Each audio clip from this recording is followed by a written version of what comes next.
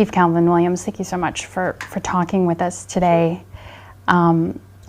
Just an hour ago or so, you were up on the podium and pretty emotional up there about change that's coming. Yes. Talk to me about that. Well, I made the announcement, actually just not so much made the announcement, but let people know that I'm leaving as of January 3rd. Something I decided when the mayor decided he was not going to run for re-election. He and I were on a community conversation call, a Zoom call, and he made that announcement, as you all know. And then he and I talked afterwards, and I said, Mayor, if you're out the door, I'm out the door with you. Because I don't think I can work for anybody else, to be honest. And that's when I decided. That's when I told my family about it, some close friends, some of the command staff members, and just kind of didn't announce it. And then as I walked over to the award ceremony today, I kind of thought, what better place than being with my folks to also let them know that, this is my last quote-unquote official act as chief, but I'll be here another about 58 days. But January 3rd is my last day. So, as you said, you started making plans once you knew what the mayor's plans were, that you would also be stepping down. But today just sort of struck you that this was the right forum? Yeah. I mean, I was with my people, at a time when we were honoring them, letting them know how much we appreciate what they did. And I thought it would be a little bit disingenuous to kind of keep that part of, my life from them, because they've given so much to the city. And as things progressed and I talked, I just had to let them know, this is the last official thing I'm going to do for the division. Although I'll be here another 58 days, but this is kind of it. And I appreciate their service. So what does it say about your relationship with Mayor Jackson that the time felt right for a change?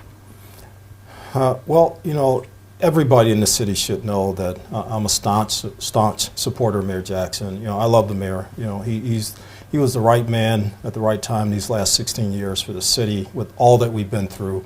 And folks don't understand how hard things are to get done. And the mayor has done that for 16 years, which is more than any other mayor we've had in the city, of course. And, I've talked to the mayor over the last almost 8 years being chief, and he has always given me the best advice, but he's always let me be the chief of this division. He's never stood in and said, no, we're not going to do that. And if there are issues, we talk them out and made decisions on what's best, not just for the city, but for the Division of Police. And I'll be eternally grateful to the mayor for giving me this opportunity, because I never, in my wildest dream, ever thought I'd be chief of police for the city. And he gave me that opportunity. And we've been through a lot together.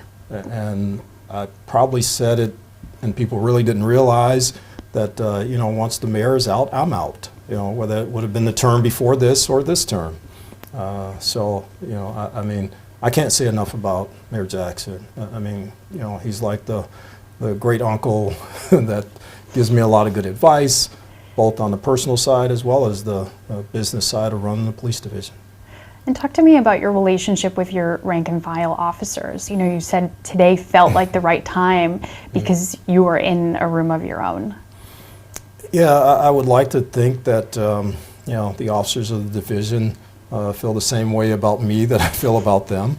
I don't have the illusion that everybody loves me, but I do my best for them. I try to make sure that everything that we do out there is for the good of just not only the city, but for the division itself and every member of the division. And if my officers are out there doing things that they shouldn't do, then we take care of that. And if they're doing great things like you saw in the award ceremony today, then we acknowledge that and we support them. And I ask the people of this city, you have a great police division, contrary to some opinions out there. And I ask the people of this city, support this police division, because we've been through a lot along with the rest of the folks in the city. And we have been out there through some very, very difficult times.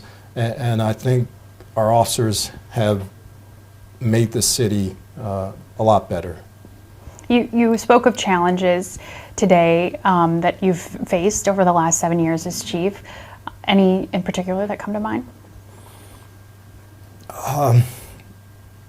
We've had some difficult times. Of course, at the top of that list for me is the loss of an officer. We've lost officers, unfortunately, in the line of duty, and we've lost officers not in the line of duty. I just went to a funeral last weekend for an officer. It's tough, and unless you are a member of a police agency or family member, it's hard to understand what all that entails. Definitely the loss of, as the mayor says, the loss of innocence, the loss of young folks in our community to senseless violence. That's tough. It's tough to deal with because it shouldn't happen. So for me, those are probably the two main things. To lose an officer and to lose a child in this city just to senseless gun violence, it shouldn't happen. And those are the two things that keep me up at night. Obviously, during your tenure, Tamir Rice was killed. When you look back on the incident and all of the things surrounding his death, is there anything you wish had happened differently? Well, I wish it hadn't happened at all, of course. I said when that tragedy happened, that's the worst thing that can happen is a child to die at the hands of a police officer. And I still think that way. And, we put a lot of things in place to make sure that that doesn't happen again. We've reduced our uses of force by over 70%, our uses of deadly force. We've reduced our fatal uses of force by over 75% over the last 5 years since the consent decree was enacted. We've reduced our citizen complaints against officers by 50%. And those things don't happen just by accident. They happen because people are dedicated to making things better and because our officers buy into that. And they see the value of making things better in the community because it assists them in their day-to-day jobs out there. Absolutely. We also talked about successes today, moments that you'll look back on, yes. like the Cavs parade. Yes. And the RNC where, again, you just successfully controlled crowds and a narrative of safety and yes. of peace in our city. Are those, I guess, what are you most proud of that you've accomplished here? Well, I can't say that I've accomplished anything while I've been here. I can say that we as a team, and I mean the entire team, from the administration at City Hall to City Council, Division of Police, definitely all of our public safety partners on all levels, state, local, federal, county. We couldn't have had the success of the RNC without our federal, state, local partners from all over the country. We couldn't have done the Cavs parade and came out the way it came out without our local partners around Northeast Ohio, coming to our aid. So it's always done in partnership. For me, those two really stand out, but we also have the NFL draft. Mm-hmm. We have coming up the NBA All-Star game in February. We had Major League Baseball All-Star game here. I could probably go and write a list of probably a dozen things that this division has been challenged with doing, and they did it effectively. They did it with safety, and they did it with a smile on their face, and people enjoyed coming to Cleveland, and that's always the goal. Let's make it enjoyable. Let's make sure that the folks that come here leave with that feeling of, I had a good time in Cleveland. Everybody was nice. Everything seemed safe. We were all good, and we're going to come back to Cleveland. And that's, the goal when we do a special event here. Yeah, absolutely. Now, I know obviously you mentioned it as we were talking before, but the consent decree has also been in place mm-hmm. for a lot of your tenure. Monday, a report was filed saying that we're still years away from some of the yes. benchmarks of success that have been set forth in the consent decree. How do you feel you're leaving things in the department? I think we're pretty good. If you look at consent decree processes around the country prior to when we got in 2015, the kind of the average for a consent decree is about 10 years before people really, or an agency really gets to the point where they're about to be, kind of given the blessing of that federal judge to be let out of that consent decree. We just finished year 7, so I think we're on track. We're in the assessment stage right now to where a lot of the things that we put in place are now going to be assessed by the monitoring team, and we have to have those 2 years of substantial and effective compliance, and a lot of subjects in 1 year is another. So I think we're on track. And again, the things I talked about earlier, reducing use of deadly force, reducing uses of fatal force, reducing complaints, things like that don't just happen overnight, and we've done that. And I'll put those stats up against any agency in this country, consent decree related or not, to reduce their deadly force by 75%. And we've done that. Significant.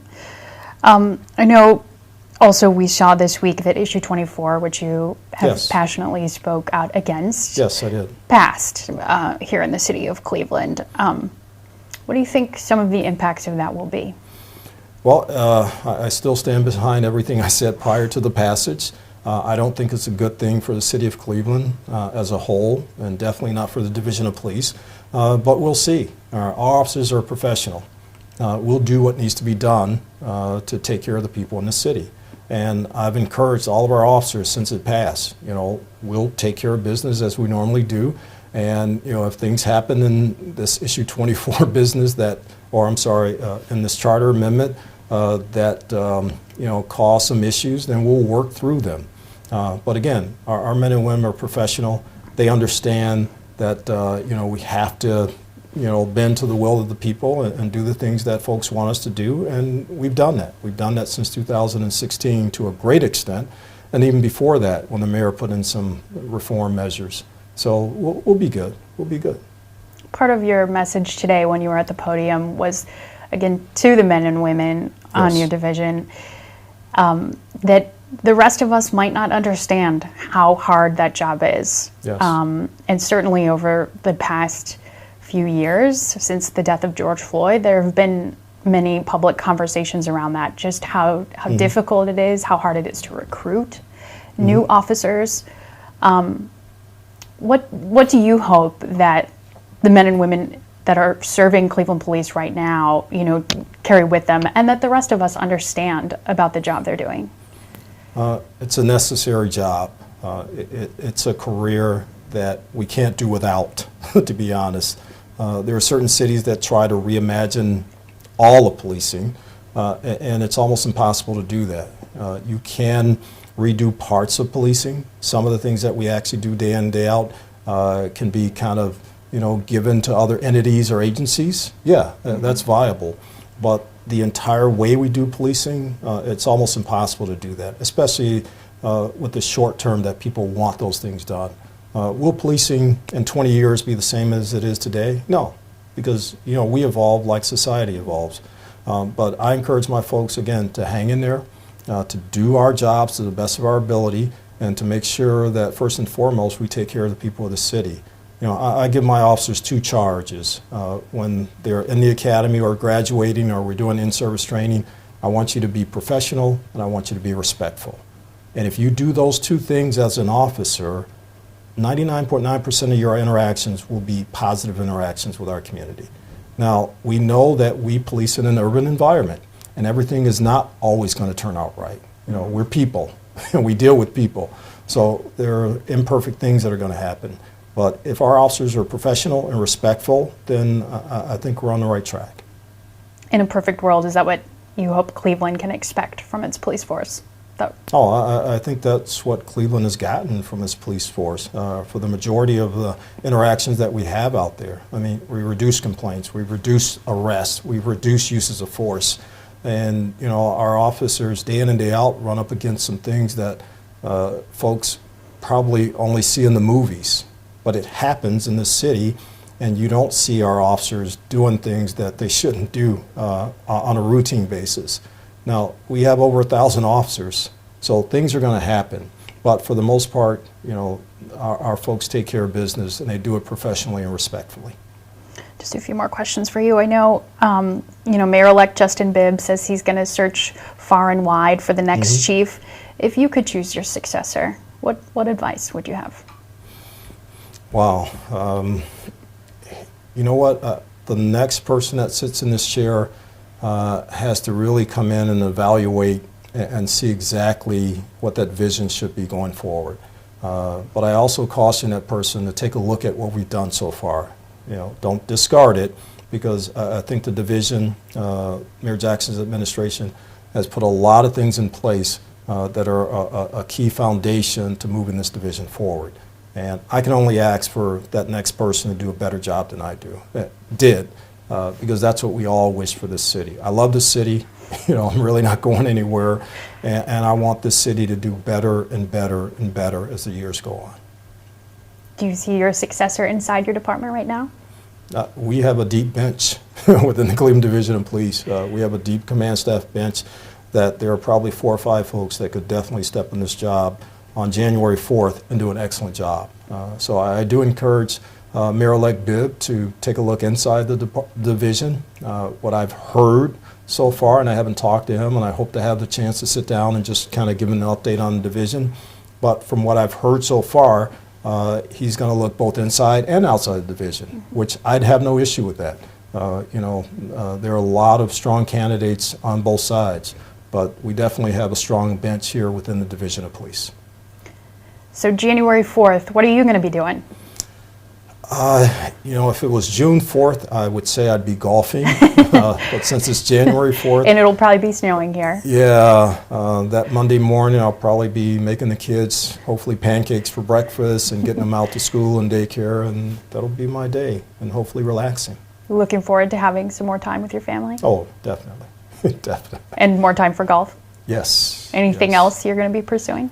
I don't know. We'll see. We'll see what comes up. I don't know. And how about the next 58 days? You know, I think when you stood up there today, we weren't all initially sure whether you meant today would be your last act or whether it would be January 3rd. So this time of transition, how will you use it? Well, we're actually preparing a transition document for the next person that sits in this office. And of course, the mayor is doing that for the entire city for Mayor-elect Bibb. But we still have a lot of work to do. We're building a new police headquarters. Those meetings are ongoing. Our consent decree process doesn't stop.